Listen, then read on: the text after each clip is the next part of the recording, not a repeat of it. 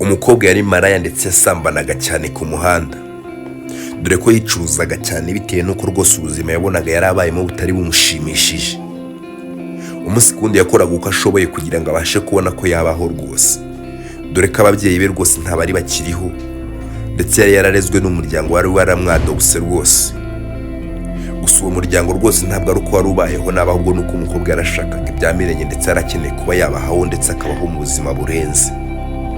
Bityo rero umukobwa mu kuba yashaka kubaho mu buzima burenze, ibyo nibyo byamuheshaga ndetse bikamuha imbaraga zo kuba yakiyandavurisha ndetse agakora ibintu rwose bidakwiriye, dore ko uwo mukobwa atanyurwaga n'uko yari abayeho rwose, dore ko iteka ryose yifuzaga kuba yajya ku muhanda ndetse akabasha kuba yacyurwa n'abagabo ndetse abo bagabo bakamuha amafaranga menshi. Umukobwa yakoze uwo mwuga, nakwita ko uwo mwuga rwose wari uw'uburaya, yarawukoze ndetse awukora igihe kirekire rwose, dore ko amafaranga yayakuyemo gusa uko yakuragamo amafaranga rwose ni nabyo byatumaga rwose yumva ko rwose atabasha kuba yava muri uwo mwuga, dore ko yakoraga ibintu ndetse mu bintu akoze rwose ntibibashe kuba byamuvuna ndetse akabona amafaranga y'umurengera. Bityo rero ayo mafaranga yabonaga yumvaga rwose atatuma ava muri uwo mwuga, ahubwo akumva uwo mwuga arawishimiye ndetse cyane. Gusa nk'uko babivuga ndetse nk'uko bavuga rwose abanyarwanda ndetse n'abandi bantu, burya ngo nta kintu kitagira iherezo. Uwo mukobwa rimwe yari yicaye ku muhanda ndetse arindiriye rwose ndetse ategereje ko rwose yabona ndetse akareba ko haza undi mugabo umucyura ndetse akabasha kuba yamuha amafaranga. Gusa hanyuze imodoka, iyo modoka yatangazaga rwose ko hari igiterane ndetse ko hari ahantu bagomba kugenda ndetse bakahasengera ndetse abantu bagahembuka bagakizwa bakongera bakakira Yesu nk'umwami n'umukiza. Uwo mukobwa iyo modoka yari yarayumvishe ndetse yatangaga amatangazo, gusa ntabwo yigeze ayitaho. Ariko iyo modoka yari yaciye aho ngaho kenshi gashoboka ndetse rwose ikomeza ihatambuka cyane. Mu kuhatambuka umukobwa yaje kureba ndetse abona ko rwose iyo modoka ashobora kuba rwose yayikuramo umusaruro ndetse akabasha kuba yabonamo akazi. Ati se ko mbona ino modoka yakomeje kuba yanyura hano kandi rwose hano hantu nababuza abagabo, ubu wazajya aho hantu ndetse nkajya kuhasengera sinazahakura umugabo ndetse akabasha kuba yampa ku mafaranga koko. Nuko uwo mukobwa yaje kubyumva ndetse akomeza kubyibazaho cyane.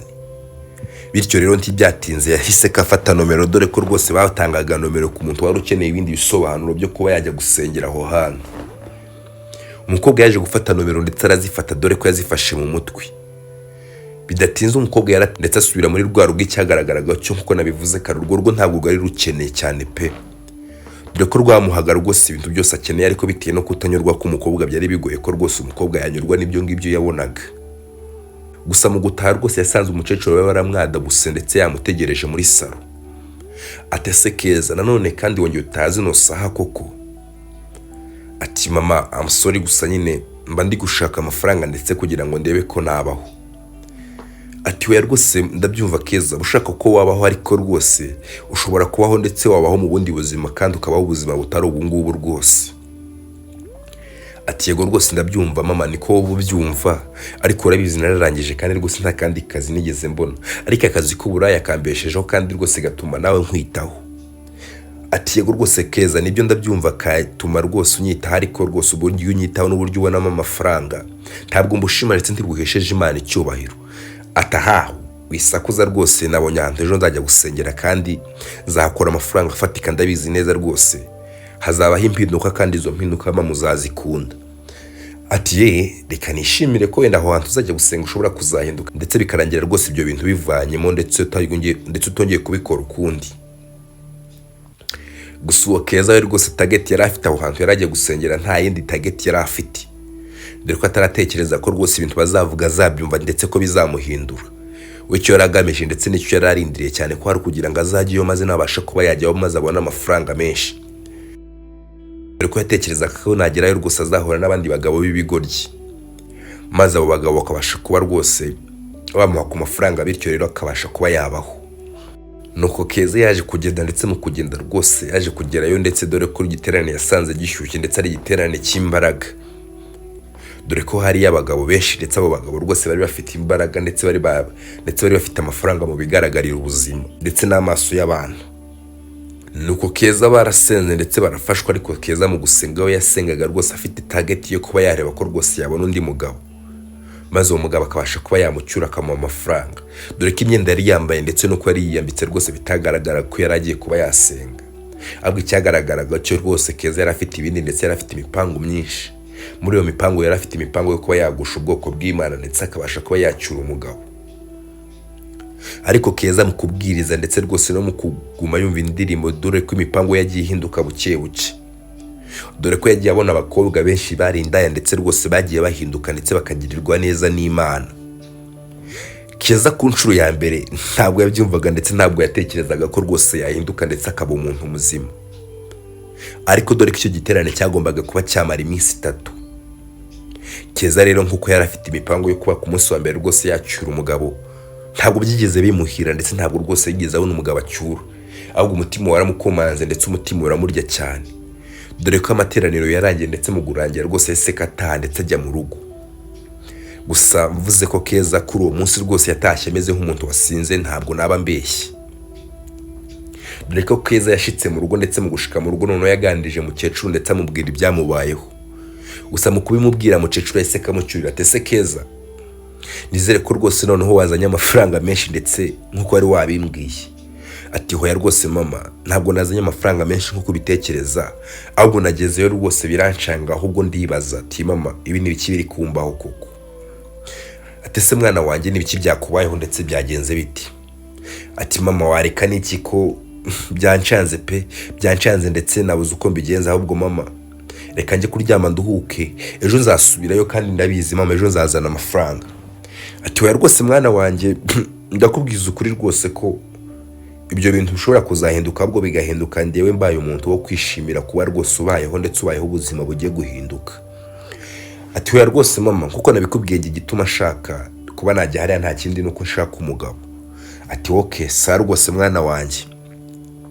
Nuko Keza agiye kuryama, gusa mu kuryama muri iryo joro rwose Keza ntabwo yigeze abona amahoro, ariko Keza mu nzozi ndetse no mu byo yatekerezaga rwose nta bindi yatekerezaga, dore ko mu mutwe we rwose ubuhamya ndetse n'ibindi byose yumvaga byari ibyo aba bantu bari indaya ndetse bari indaya kumurusha, maze bagahinduka maze bakagirirwa neza n'Imana ndetse bakabona kandi kazi karenze katarakuburaye.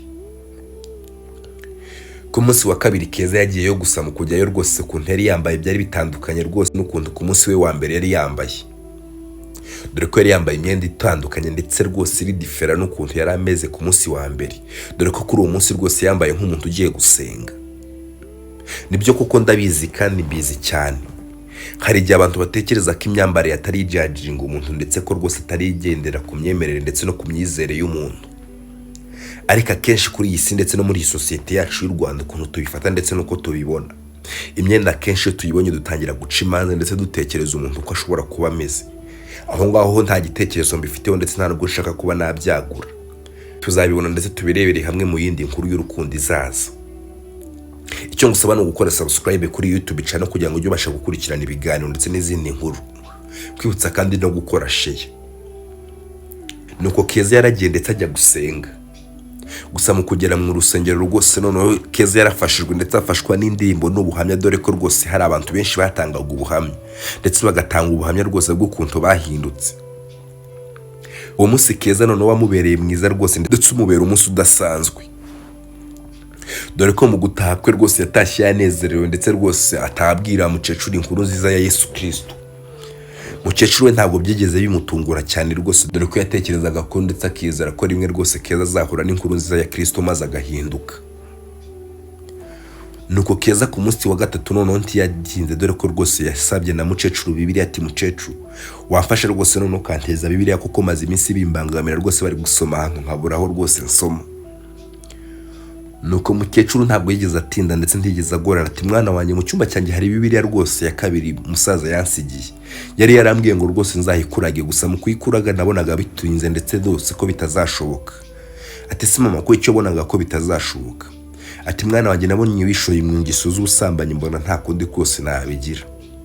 Ati mama rwose amusori nanyi ibi bintu ntabwo nanizi ko rwose byazangiraho ingaruka, ahubwo se mama ubu kuko ntabwo bizangiraho ingaruka. Ati wa rwose mwana wanjye ntugire ikibazo, Yesu niwe wo muri ngoma ndetse niwe umenya rwose ibyo wakoze byose ukabibabarirwa ndetse ukabikurwaho. Ndatekereza rwose aho wagiye gusengera barabigusobanurira ndetse babyumvishije neza. Ati yego rwose mama nabyumvishije neza, ni nayo mpamvu nahisemo kuba nahinduka. Nuko mukecuru rwose yaje kuzanira wa mwana Bibiliya ndetse arayimuzanira, mu cyumuzanira yaje kumusengera ndetse amusabira imbaraga ku Mana. nuko Keza yaje gusubira gusenga nk'uko yari yabiteganyije. Gusa mu kugerayo rwose yahise kahitamo kuba yabatizwa ndetse akaba umukristo wo muri iryo torero ndetse akaba umwana mwiza akava mu bintu by'ubusambanyi. Keza yatangiye gukorera Imana uko nguko ndetse Keza arahinduka rwose bifatika. Dore ko Keza yaje guhinduka ndetse aba umwana mwiza. Nuko rero mu kuba umwana mwiza rwose bimufasha kuba yahinduka ndetse bimuhindurira ubuzima. Dore ko Keza yaje no kubona akazi ndetse ava muri wa mwuga we w'uburaya. Keza aba umwana mwiza ndetse ayeshishemo wa mukecuru wiwe. Ndakubwiza ukuri rwose ibintu byose bibukora ndetse wumva ko rwose byamaze kuba byakugira imbata wabivamo. Dore ko rwose nta kintu kitagira iherezo kandi rwose wiyemeje kuba wava mu bintu ndetse wasenga Imana ikabigufashamo ukabivamo. Ndabakunda cyane mbibutsa gusenga ubudasiba.